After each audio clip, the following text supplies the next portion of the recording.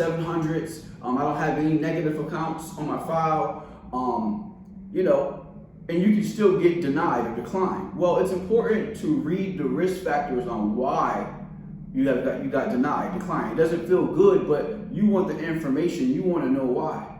You know what I'm saying? You may be a little nervous to call the reconsideration line. You may not believe in that, but you should always do it. But I tell you what, it'll give you more power when you call the reconsideration line is when you know what they're looking at.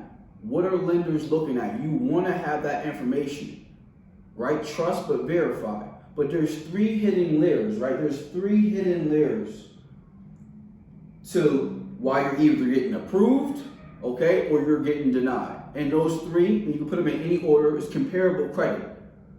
For what you're about to apply for, do you have comparable credit, right? That's where credit card stacking comes in, like, you know, intention, you know, like credit profile, like structuring your credit profile. Comparable credit, you're applying for a $10,000 to $25,000 card, you know, high limit, okay, do you have a $5,000 card, right? A lot of times people may not be pretty new in credit. In 2 years, 3 years, you have a Discover card. Well, you can ask for a credit limit increase with Discover every 31 days. You know, so if I have a Discover card, we have a client now, he has a Discover card for $4,500 up there, and before he applies for the 0% high limit credit card with Chase or US Bank or Citibank, we're going to make sure that we turn that $4,500 to $8,000 to $10,000. Why? Because in order for him to be able to get like a $25,000 to $50,000 approval, comparable credit minimum he wants to be at is like $9,500, $10,000. So comparable credit is super duper important, right? That's one of the 3 hidden layers.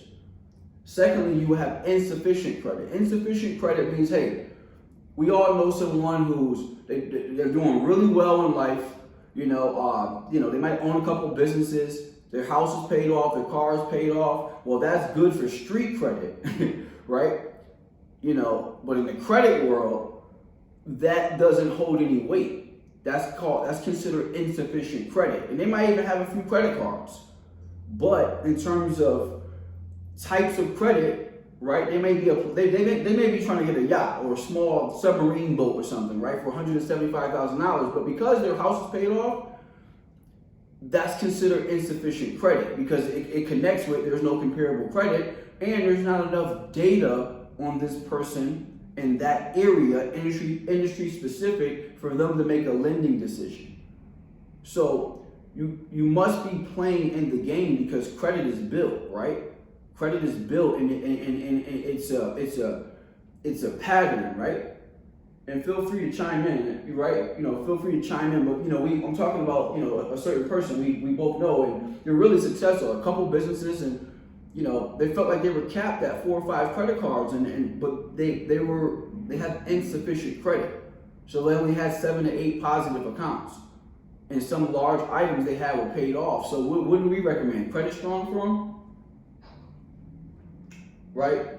So yeah. We had it's an installment account because there was no track record. It's all about your track record, right? And being a player in the game. You know what I'm saying? Like it's like the team knowing you're a good player, but you're on the bench, so you're not available, right? You're not available. You have insufficient stats, but they know you're a good player when you're available. But you have insufficient stats. So insufficient credit, you know, that's one of the layers that can lead to a denial. All right. And lastly, and they're not in any order, but these are things that the eye doesn't see. Okay. Or if you don't read risk factors, or you're not really, if someone's not really paying attention to the details on their credit monitoring, there's something called a thin profile. Right, and a thin profile means you're under 10 positive accounts according to the credit quality chart. The credit quality chart says someone with excellent credit, they should be between 11 and 21 positive accounts, right? Like you want to go in that direction while you're disputing if you have any negative items. That's more important, you know, and that's structuring your profile too now. right? With trade line experiences, payment experiences, revolving account, installment accounts, maybe adding a few open accounts up there, right? They're available, we have them available, but those are the three layers, the three hidden layers that can lead to a denial, declined, and you just